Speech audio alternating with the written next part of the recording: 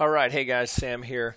Uh, okay, so this is a pretty serious correction at this point. So certainly, one position that is a very reasonable place to be is out of the market. Okay, so this is really starting to feed on itself, and you have a couple of choices here, depending on if you're long from lower levels. Um, are you just a long-term holder? Are you going to try and trade this? Are you do you have a certain threshold where you're looking to get out of the market or get to a break even? Those are all variables that you've got to identify for yourself. But I think my best value to you here is to just show you how you would approach this technically in terms of looking for likely zones of support and how we might position ourselves for some sort of a trade. And with the bullish bias that I bring to the market as a long-term believer in the blockchain and Bitcoin, I have to factor that in as I approach the chart and try and be mindful of that bias. I do favor the long side here, but certainly people that have been shorting it in the last 48 hours have done extremely well. And as I often remind you, these fib relationships are happening on both sides. So right now, really all we're trying to do is identify some likely areas of support. And from there, once we establish a pivot, then we can start to look for trading opportunities. So I'm going to assume you're not in the market and that you're just coming to this chart for the first time, if you will, so that I can make the case. So if we look at this again, as I often remind you, where Elliott Wave has the most value is when it's just blatantly obvious. So we can see we have the clear five-way sequence here that's completed. And if nothing else, we would start with just basic fib pulls looking for relationships. So I'm going to grab my fib tool. I want to just point out real quick that I'm here with Bitcoin against the US dollar tether on Bittrex. I know a lot of you guys are trading there, so I thought I would use this as our example as we go into the next 24 hours. So I'm just grabbing my fib tool, and I'm going to go down to the lowest low that I can see. I'm on an 8-hour chart, and I'm going all the way back to just about 1100 here. So I'm going to grab this low, and I'm going to pull to this high and see what I can see. Okay, so clearly this has been a meaningful swing low. This is a meaningful pivot. I mean, again, this should not be terribly surprising. So we get through the 50, we push for the new high, we can't make it, retest the 50. Then there's the last deep correction that we've had. So there's our low from which we start our 5-wave count moving higher for this last bull phase. So you have to look at that and say, well, okay, so clearly we have algo activity. From the 618, we go to the 23, we get some profit taking up to the 618, a little profit taking, and throughout within this context of this 5-wave sequence, we end up all the way up here at the negative 100 and a few dollars that go through it. So clearly we've got some meaningful pivots. So we know that we are for no other reason than this swing low, not to mention the fact that it's where our count starts. We're going to pull from here all the way up to the top.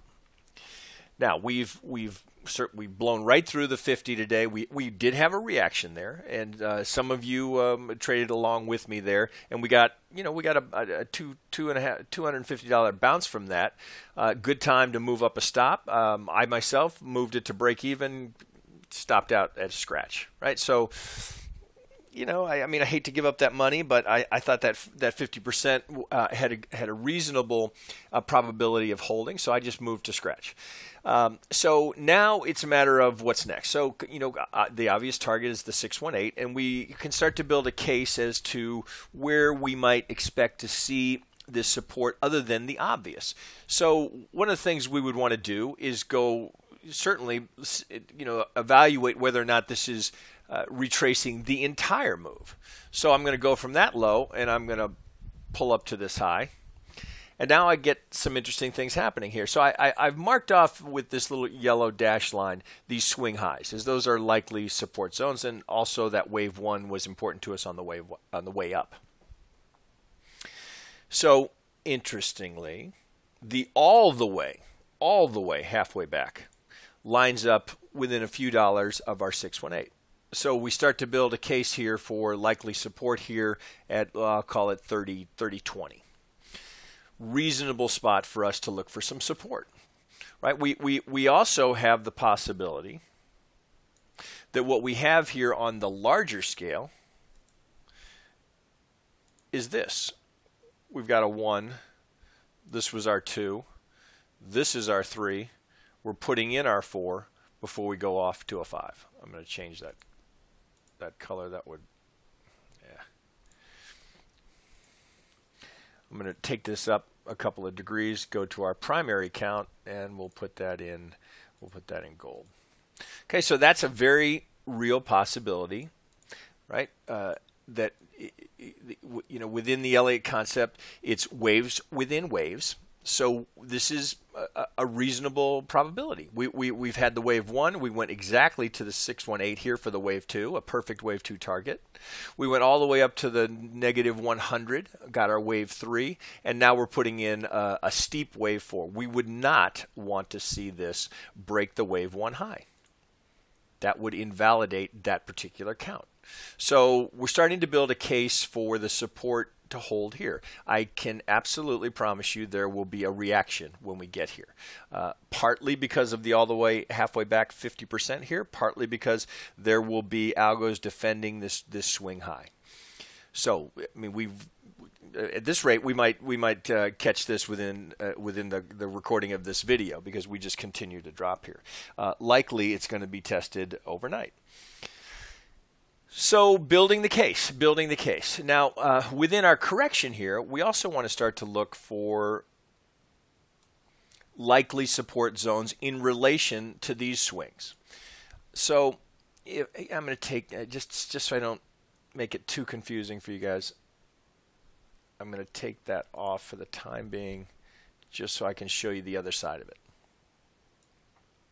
All right, so it would not be a bad idea for you guys to bring this up on an 8-hour, draw those same fibs so you can get in sync with those relationships and know they're there. Maybe you keep one chart with if you split your view here, maybe on one side you keep the bullish retracements and the all the way halfway back, and on the other side we're looking at the corrective action and those fib relationships.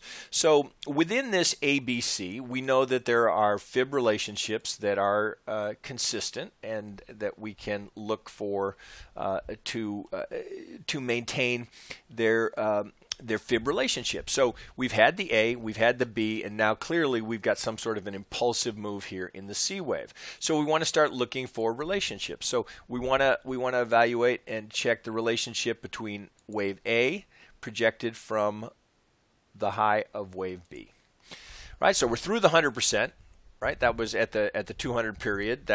We blew through that pretty aggressively. We're through the 127, and now we're heading back down here. And take note here, just as this cluster here around 30.20, we've got the 1.618 coming in at 30.30, building more evidence that we have a potential zone here that we're anticipating to be support.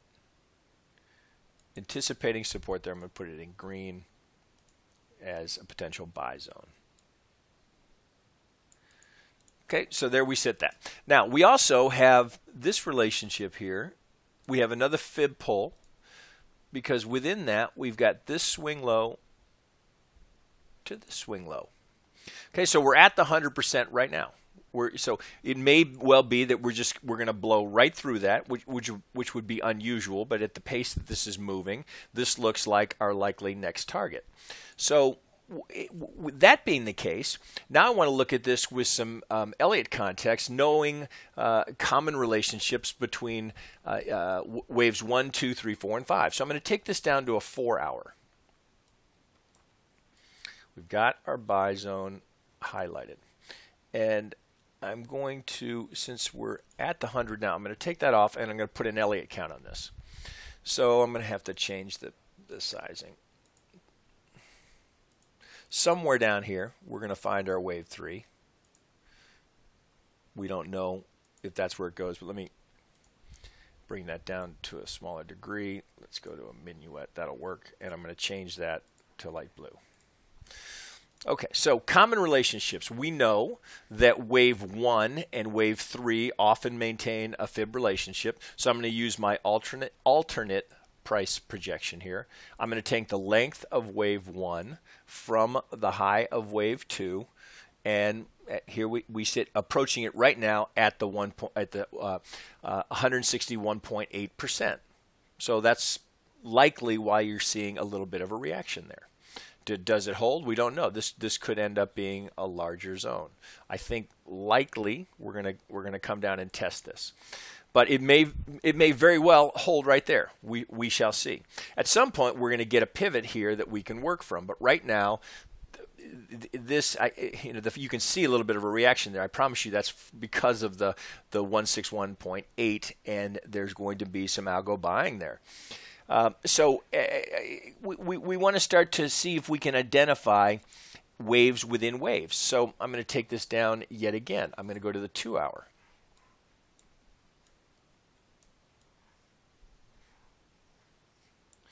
Okay, so if this ends up being our wave 3, and we don't know if it's going to be here at the 1.618 or if we're going to go down to the deeper 1.618 here in this buy zone. Right now, I think we're likely to go here.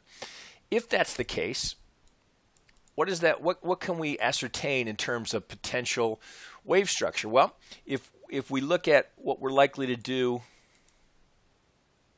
coming back the other direction, if this is our wave 3 low, and we look at where this is headed, we can see we're going to have to get a long way up to get through that 50. So we're going to have a resistance zone up here that's going to be significant that we're going to need to get through before we can reestablish the bullish trend. So right now we are bearish. We are moving down impulsively. So we can expect that we're going to see some sort of a 5-wave sequence. I would love to see this hold, because then that gives us the possibility of this finishing in a 5-wave sequence and staying above that wave 1 high that we looked at earlier. We would like to see this wave 1 here. We'd like to see this hold. Ideally, that holds for us. I think that has high probability right now. I know there's going to be a reaction there. A break there would be decisively bearish. Right? So we just don't know. You can see the reaction that we're getting at the 1.618 of this wave 1 projected from the wave 2. Right, so we can see that happening. As to where we ultimately finish, all we can do is make projections. All we can do is look at that, realize that I'm not saying that's a buy. That's absolutely trying to catch the falling knife, but it's a potential setup for us. So we wait and see. We wait and see what kind of reaction we get here. It's going to be interesting if it stabilizes overnight. I contend that the retracement is going to be sharp and fast. And that will likely put us into this wave 4, but I would anticipate that even with a sharp correction up here into a wave 4, there's going to be one more test of that low that'll put us down around 3,000. That's what I see here. I would encourage you to try and, as I suggested to you, perhaps two versions of it. So you would have a split screen, one version with the bull counts, one version with the bear counts, so you can kind of look at that relationship. And once we get an established pivot here, then we can work towards our wave 4. Right? I hope that's helpful. We shall see what it looks like in the morning. Okay, guys, that's it for now.